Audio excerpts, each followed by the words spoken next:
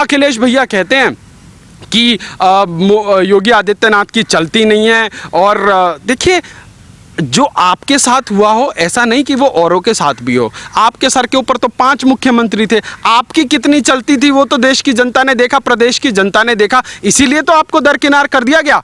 आज आप कश्मीर से लेकर कन्याकुमारी तक किसी भी राज्य में चले जाइए जहां पर चुनाव होते हों, और वहां पर एक ही आवाज आती है कि हमारे प्रदेश में भी योगी जी जैसा मुख्यमंत्री चाहिए। ये योगी जी की लोकप्रियता है। आज आप किसी भी प्राइवेट एजेंसी से अगर सर्वे कराएंगे, और आप सिर्फ यूपी की बात नहीं कर रहा हूं, अगर आप देश के सर्वोत्तम मुख्यमंत्रियों का सर्वे कराते हैं तो पिछले 2 सालों के अंदर हर बार योगी आदित्यनाथ जी निर्विरोध रूप से जो है प्रथम श्रेणी में पाए गए हैं। तो ये क्या है कि एक जिसे कहते हैं ना खुशफहमी की राजनीति है कि कुछ ट्रिगर कर दो और इनके चरण चाटुकार पत्तलकार उस चीज को एम्प्लीफाई करेंगे और उसके बाद दिखाएंगे, जनता के बीच में भ्रम की स्थिति पैदा करेंगे। अरे भैया 300 से अधिक विधायक वाली संपूर्ण बहुमत की सरकार, और योगी जी एक ऐसे योद्धा हैं जिन्होंने जब से सत्ता उनके हाथ में आई है उन्होंने लॉ एंड ऑर्डर से लेकर हर चीज में जो है अव्वल दर्जे पर काम किया है। जिस कोरोना काल में जो है राज्यों के अंदर जो है इन्वेस्टमेंट नहीं आ रही है, ऐसे में 16,000 करोड़ के इन्वेस्टमेंट एग्जीक्यूट हो चुके हैं। उन तमाम निवेशकों को जो है अपना प्लांट लगाने का, अपने इंडस्ट्रीज लगाने का जो है सारा जो है ब्लूप्रिंट सबमिट हो चुका है। उसके अलावा लगभग 60,000 करोड़ की इन्वेस्टमेंट पाइपलाइन में है। आज उत्तर प्रदेश को डिफेंस का हब बनाया जा रहा है, आज उत्तर प्रदेश को टॉयज के लिए हब बनाया जा रहा है। आप सोचिए ये चीजें ओवरनाइट नहीं होती हैं।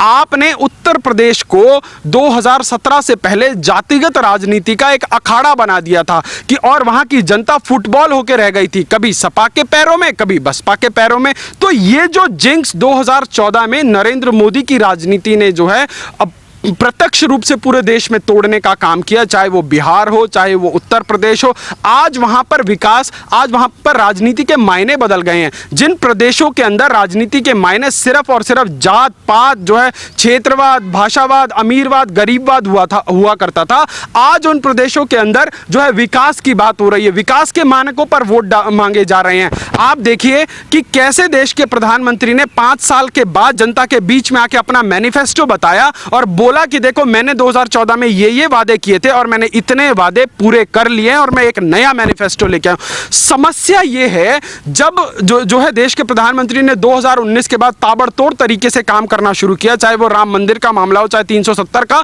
इस देश की लिबरल मीडिया ने जो लुटियन मीडिया ने इतना तक कहना शुरू कर दिया कि क्या मोदी जी जल्दबाजी में तो नहीं है। मतलब काम करें तो समस्या, नहीं करें तो डेफिनेटली समस्या, अपना मैनिफेस्टो पूरा करें तो समस्या, कांग्रेस वालों के छूटे हुए मैनिफेस्टो पूरे करें तो समस्या। तो भाई करें तो करें क्या?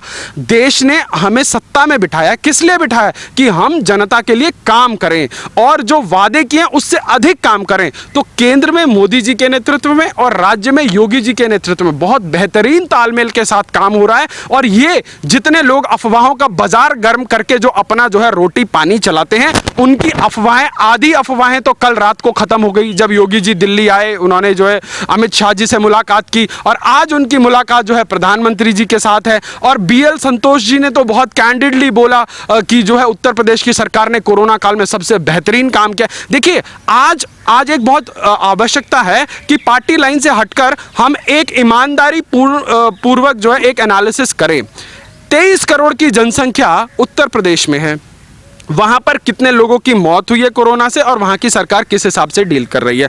और दूसरी तरफ महाराष्ट्र, आधे से भी कम पॉपुलेशन है महाराष्ट्र की उत्तर प्रदेश के कंपैरेटिवली, 1 लाख से अधिक मौतें हो चुकी हैं। आपको पता है कल बयान आया है वो एक फटे पुराने ढोल बजाने वाले शायर का, जो मिमियाता हुआ कह रहा है कि मोदी जी जो है देश के ही जो है निर्विवाद सबसे बड़े नेता है। क्यों? तुम्हारी पूंछ के ऊपर और तुम्हारी जब गर्दन देश के सभी एजेंसियों के हाथ में, तब तुम्हें ध्यान आया है कि मोदी जी सबसे जो है बेस्ट नेता है और निर्विवाद नेता है। तुम ही लोग कल परसों तक गालियां बकते थे ना मोदी जी को, और आज मुझे लगता है कि 10 जनपद वाली भूरी काकी ने जो है नजरें टेढ़ी कर दी हैं इन लोगों के ऊपर। अब इनको मोदी जी भगवान नजर आ रहे हैं। मैं आपको वादे के साथ कहता हूं, अगर कल इस देश में मोदी जी के बाद योगी जी प्रधानमंत्री बनेंगे ना, इस देश के ये तथाकथित लिबरल लोग और ये लुटियन मीडिया वाले लोग ये कहेंगे कि मोदी जी तो भगवान है, भगवान। क्योंकि योगी जी लाग लपेट वाली बात नहीं करते, योगी जी ठोक के काम करते हैं सीना, क्योंकि उनको किसी को खुश नहीं करना है, उनको उनकी प्रायोरिटी सिर्फ जो है प्रदेश की जनता है। जो मुख्यमंत्री अपने पिताजी के जो है देहांत होने के बावजूद भी प्रदेश की जनता को जो है प्रायोरिटी पे रखकर जो है जनसेवा में संलग्न रहता है, अगर उसके अगर इंटेंशंस के ऊपर अगर कोई क्वेश्चंस उठाता है तो मुझे लगता है कि उन लोगों को अपना जो है दिमाग चेक करा लेना चाहिए। क्योंकि अभी मैं देख रहा था, कल एक कांग्रेस की प्रवक्ता जो है टीवी पर बड़ा अजय बिष्ट करके बोल रही थी। आप सोचिए, इन धूर्त कांग्रेसियों का डीएनए जांच करने की जरूरत है। क्यों जरूरत है? जब इनकी अम्मा को एंटोनियो माइनो के नाम से एक पत्रकार ने बुला दिया तो उसके खिलाफ 200 एफआईआर करवा दी इन लोगों ने। और आज ये एक सन्यासी, क्योंकि इन लोगों के ये ईसाई मिशनरीज के टुकड़ों पर पलने वाले, ये जो है रोम से पलने वाले संचालित लोग, ये क्रिप्टो क्रिश्चियंस, ये लोग इस देश के अंदर जो है मिशनरीज का धंधा चलाते हैं। तो इन लोगों को बर्दाश्त कैसे हो कि एक भगवाधारी देश के सबसे बड़े प्रदेश का मुख्यमंत्री बन गया।